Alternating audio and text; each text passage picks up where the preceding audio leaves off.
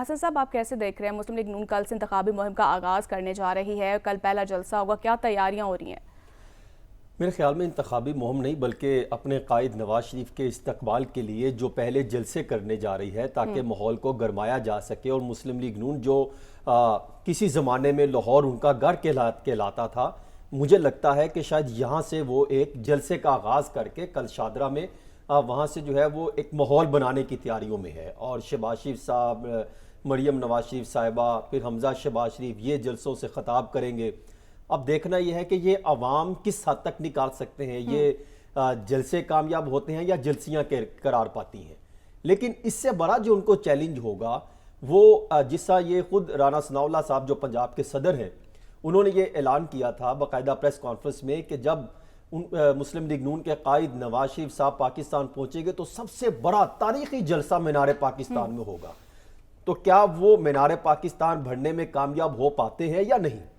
اور پھر عوام کی جو ذہن سازی ہے، یعنی میں یہ سمجھتا ہوں کہ تقریباً 11 چیلنجز ہیں جو مسلم لیگ نون کو جو ہے وہ ان کو سامنا کرنا پڑے گا، خاص طور پہ نواز شریف صاحب کو۔ یہ گیم شروع ہوتی ہے 2013 سے لے کے 2022 تک، تقریباً 9 سال کے دوران 1 پیج جو ہے اس پر کام کیا جاتا رہا، اور اینٹی نواز، اینٹی نون لیگ پر کام کیا جاتا رہا، صرف 1 مین شو تھا۔ کون کہ ان کا خیال تھا کہ اس دورانیے میں وہاں سے 13 سے آغاز ہوتا ہے نا، کہ جو پروجیکٹ جو ہے اس میں تیزی آتی ہے، خان پروجیکٹ میں تیزی آئی، پھر آتے چیزیں کی جاتی رہی، اس ٹائم جو لے کر آئے تھے جنہوں نے اس وقت آغاز کیا تھا۔ اوہو ایسے نہیں ہوتا، لیکن بات پوری کر لیتے نا ساتھ ساتھ، بات پوری کر لیتے۔ پھر اس پروجیکٹ میں یہ سمجھتا ہوں کہ 13 سے آغاز ہوا، وہ اس وقت جو 13 سے 17 کے درمیان جو ترقی کی گئی، جو مسلم لیگ نون دعویٰ کرتی ہے، اس میں مزید تیزی آئی، اور 18 میں آ کے ٹوٹل جو ہے بلیک آؤٹ کر دیا گیا ایک پارٹی کو، اور ایک پارٹی کو لانے کی کوشش کی گئی، یہ بھی دیکھنے کو ملا۔ اور پھر خود باقاعدہ خود جو ہے تحریک انصاف کے جو سابقہ رہنما ہیں، اور بلکہ موجودہ بھی کچھ جو ہے وہ بیٹھکوں میں یہ باتیں کرتے رہے۔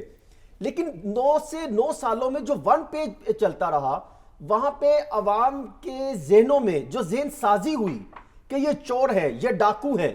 یہ شریف خاندان، یہ پاکستان سے لوٹ کر پاکستان پیسہ باہر لے گئے، پاناما کیس نکلا، کرپشن کے کیسز کے الزامات لگے، ایون فیلڈ اپارٹمنٹ ہوں اور دیگر معاملات ہوں، پھر منی لانڈرنگ کے الزامات لگے، وہ جو ذہن سازی کی گئی وہ بہت بڑا چیلنج ہے کہ یہ اس کو کس طریقے سے عوام میں تبدیلی لا سکتے ہیں۔ پھر اس سے بڑی چیز کہ ان کے آنے کے بعد کہ یہ کوشش کرتے تھے کہ معاملات کو بہتر کیا جا سکے گا، پھر اس ٹائم پہ 50 روپے کا سٹامپ پیپر دے کر پاکستان سے باہر چلے جانا،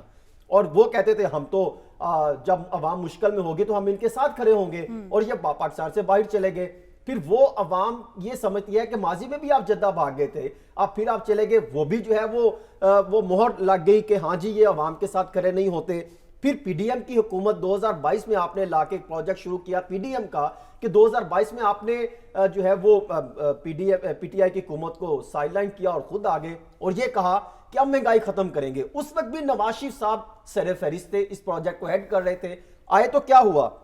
ڈالر 187 سے 275 روپے پہ چلا گیا، اور پھر آٹے کا جو انہوں نے سکینڈل آیا، 20 ارب روپے کی کرپشن کا سکینڈل ہے، عوام آپ بھول جاتی ہیں، عوام بھی بھول جاتی ہے 48 گھنٹوں کے بعد، لیکن ہم یاد دلاتے رہیں گے کہ 20 ارب روپے کا کرپشن کا سکینڈل تھا، اور آٹے کی لائنوں میں لگ کے غریب بندے کو آپ نے اتنا جو ہے وہ خوار کر دیا، ننگا کر دیا کہ وہ جانے دینے پر جو ہے وہ تل پڑے۔ اور معاشی ترقی جو 6.1 پر کھڑی تھی 2022 میں، اور 1 سال کے بعد یعنی 16 ماہ کے تقریباً وہ 0.3 پر کھڑی تھی، اور پھر پیٹرول 150 روپے سے بڑھ کے 285 روپے تک پہنچ گیا۔ تو یعنی آپ کے پاس کوئی چیزیں نہیں رہی، یہ چیلنجز ہیں۔ پھر اس کے ساتھ ساتھ اگر دیکھیں تو غربت جو 1.25 کروڑ بڑھ گئی، بے روزگاری میں اضافہ ہوا، انڈسٹری آپ نے بند کر دی، 69% انڈسٹری بند کی تھی جس سے اب شاید کسی حد تک دوبارہ بحال ہونے کی کوشش کی جا رہی ہے۔ پھر یہ معاملہ تو اپنی جگہ مسلم لیگ نون کے اندر بہت سارے جو ہے چیلنجز کا سامنا ہے، جس میں یہ سمجھتا ہوں شاہد خاقان عباسی صاحب، آپ کو یاد ہوگا جب چیف آرگنائزر مریم نواز شریف صاحبہ کو لگایا تو اس پر ان کے تحفظات تھے، پارٹی کے اندر تنظیم سازی کا عمل اس طرح شفاف طریقے سے نہیں ہوا، کبھی تنظیم سازی ہم نے دیکھی نہیں، یہ ان کو چیلنجز کا سامنا ہے۔ پھر اس میں مسلم لیگ شین اور مسلم لیگ نون ابھی بھی جو ہے وہ ایگزسٹ کرتی ہے، کہیں نہ کہیں ایسے معاملات سامنے آتے ہیں، چاہے آپ نواز شریف صاحب درمیان میں کھڑے ہوں اور ایک طرف حمزہ صاحب اور ایک طرف مریم صاحبہ کو کھڑا کر کے تصویر جس آج جاری کی گئی ہے اس طرح کر دیں، یا ماضی میں بھی کی جاتی ہے لیکن ایگزسٹ کی جاتی ہے۔ اس طرح کے معاملات ہوں. پھر بیانیاں بنانے پر فوکس کیا جاتا ہے کہ وہ 5 رکنی جو ہے وہ جس طرح نون لیگ والے کہتے ہیں کہ یہ گینگ ہے ان کو ہم نہیں چھوڑیں گے. پھر آنے کے بعد آپ بیانیے کی بات کریں بالکل اگر نواز شریف صاحب کو حفاظتی ضمانت نہیں ملتی ان کی گرفتاری ہوتی ہے